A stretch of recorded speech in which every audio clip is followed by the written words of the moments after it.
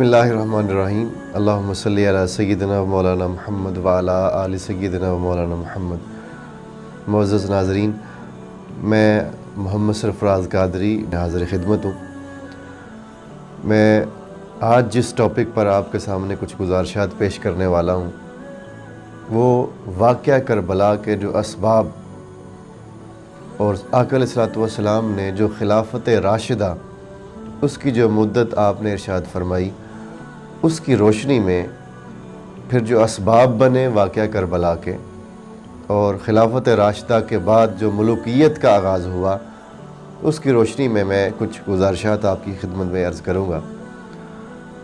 آقا علیہ الصلوۃ والسلام نے کئی احادیث مبارکہ ہیں کہ حضور نے خلافت راشدہ کی مدت بیان فرمائی۔ یہ محرم کا مہینہ چل رہا ہے۔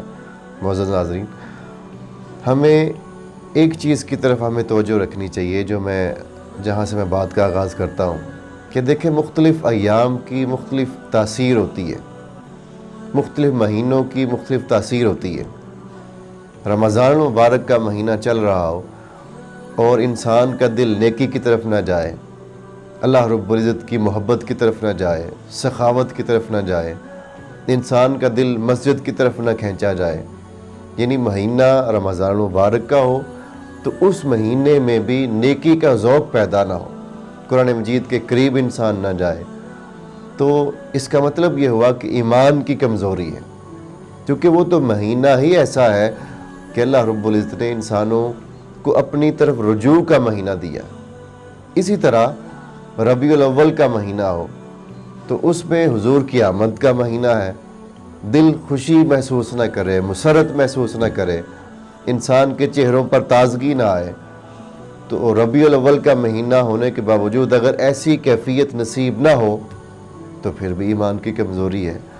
اسی طرح یہ ماہ محرم الحرام، یہ مہینہ چل رہا ہو اور انسان کا دل غم کی کیفیت محسوس نہ کرے، انسان ان دنوں میں بھی اپنے اوپر غم کی، حزن کی کیفیات محسوس نہ کرے، تو پھر بھی ایمان کی کمزوری ہے کہ ایسا کیسے ممکن ہے کہ محرم کا مہینہ ہو اور وہ مہینہ جو حضور کی اہل بیت اطہار پر سب سے بڑی آزمائش کا مہینہ ہے، اور اتنی بڑی آزمائش جو امام علی مقام سیدنا امام حسین علیہ السلام، آپ اور آپ کے پورے خانوادے نے جو جس آزمائش سے گزرا، وہ دن چل رہے ہوں اور انسان غم اور حزن کی کیفیت محسوس نہ کرے تو پھر بھی ایمان کی کمزوری ہے۔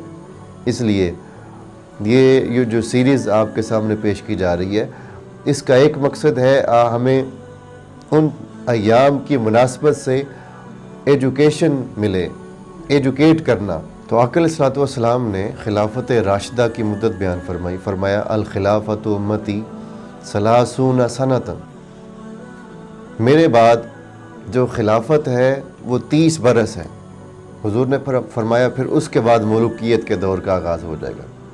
تو اب اگر ہم اس خلافت کے دور کا جائزہ لیں تو سیدنا صدیق اکبر رضی اللہ تعالیٰ عنہ، جو کہ پہلے خلیفہ ہیں، ان کی خلافت کی جو مدت ہے، اور پھر سیدنا فاروق اعظم، اور پھر سیدنا عثمان غنی رضی اللہ تعالیٰ عنہ، پھر مولا علی شیر خدا، ان چاروں خلفاء کی خلافت کی جو مدت ہے اس کو جمع اگر کر لیں اور پھر اس میں 6 ماہ جو سیدنا امام حسن مجتبیٰ علیہ السلام ان کی مدت کو جمع کریں تو تب جا کے یہ 30 برس بنتی ہے۔ 30 برس، تو جب 30 برس حضور نے فرمایا گزر جائیں گے، اس کے بعد پھر ملوکیت کے دور کا آغاز ہو جائے گا۔ تو خلافت راشدہ سیدنا امام حسن مجتبیٰ علیہ السلام، آپ کی 6 ماہ کی خلافت تک کا دور رہا، اس کے بعد پھر ملوکیت ہے، یعنی خلافت راشدہ ختم ہو گئی۔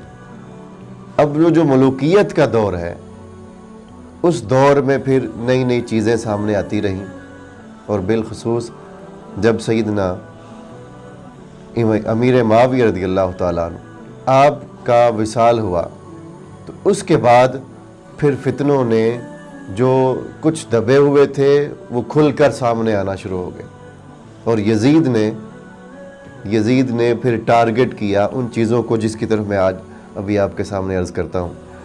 اس نے جو مدینہ کے گورنر تھے ان کو میسج بھیجا کہ مجھے بیعت چاہیے. 3 نام لے کر، ان تینوں کے نام لکھ کر خط بھیجا کہ مجھے ان تینوں کی بیعت چاہیے.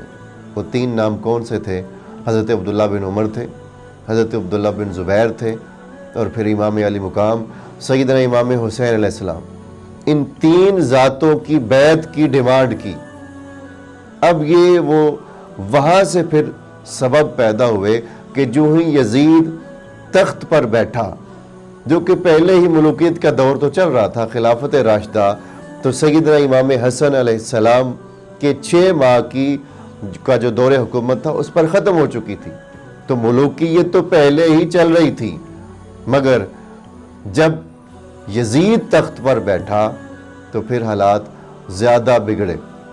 تب تک حالات کنٹرول میں تھے، اور پھر جب اس نے اپنی بیعت طلب کی، اور سیدنا امام حسین علیہ السلام کیسے ممکن تھا کہ یزید کی بیعت کرتے ہیں؟ آپ نے جو ارشاد فرمایا البدایہ والنہایہ اور کئی کتب میں ہے، جب مدینہ کے گورنر نے آپ کو بلا کر بیعت طلب کی تو آپ نے جملہ ارشاد فرمایا. آپ نے فرمایا مثلی لا یبایع مثلہ، فرمایا میرے جیسا اس جیسے کی بیعت نہیں کر سکتا. یعنی میں کون ہوں اور یزید کون ہے؟ میرے جیسا یزید کی بیعت نہیں کر سکتا. میں تو مصطفیٰ کا نواسا ہوں، حضور کے کندھوں پر کھیلنے والا ہوں، حضور کے لعاب دہن کو چومنے والا ہوں، حضور کی زبان مبارک کو چوسنے والا ہوں، حضور کی زبان مبارک کو چوس کر اپنی پیاس بجھانے والا ہوں. میں تو جنتی نوجوانوں کا سردار ہوں. مجھے میرے آقا نے فرمایا ہے الحسن والحسین سیدا شباب اہل الجنہ، میں سردار ہوں. مثلی لا یبایع مثلہ، میرے جیسا اس جیسے کی بیعت نہیں کر سکتا. تو یوں سمجھے یہ پہلا ٹکراؤ ہوا یزید کے ساتھ فکر حسین کا، یعنی پہلا ٹکراؤ یہاں سے پیدا ہوا.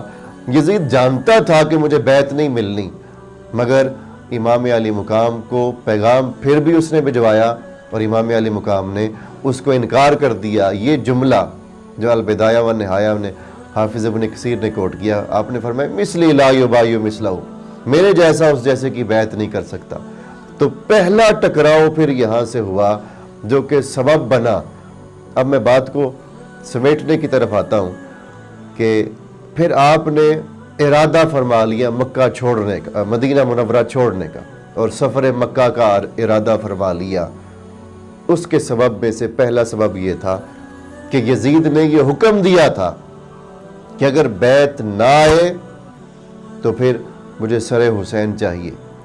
تو آپ مدینہ منورہ کو خون ریزی سے بچانے کے لیے کہ یہاں خون نہ بہے، حضور کے شہر میں خون نہ بہے، مدینہ منورہ میں خون نہ بہے، آپ نے مدینہ منورہ چھوڑ کر مکہ مکرمہ کی طرف سفر کا ارادہ فرما لیا. تو یہ پہلا سبب بنا. آپ جانتے تھے کہ اب یزید، چونکہ میں جب اس کی بیعت نہیں کروں گا تو پھر یہاں خون ریزی ہوگی. اب سیدنا امام حسین علیہ السلام آپ پھر مکہ کی طرف چلتے ہیں. تو میں نے جو اسباب میں سے ابھی ایک سبب عرض کیا وہ یہ کہ آپ خون ریزی سے مدینہ منورہ کو بچانا چاہتے تھے. لوگ آپ کو روکتے رہے کہ آپ نہ نکلیں، نہ جائیں، مگر آپ نے ایک بات، جملہ آپ نے ارشاد فرمایا. آپ نے فرمایا میں اس شہر مدینہ کو خون ریزی سے بچانا چاہتا ہوں. تو انشاءاللہ نیکسٹ پھر اگلی قسط میں اس سے آگے کا جو سفر ہے اس پر بات ہوگی. تو ابھی مدینہ منورہ سے مکہ مکرمہ کا جو سفر ہے اس کا سبب میں نے آپ کی بارگاہ میں عرض کیا. اللہ کریم ہم سب کو سلامت رکھیں. السلام علیکم ورحمۃ اللہ وبرکاتہ.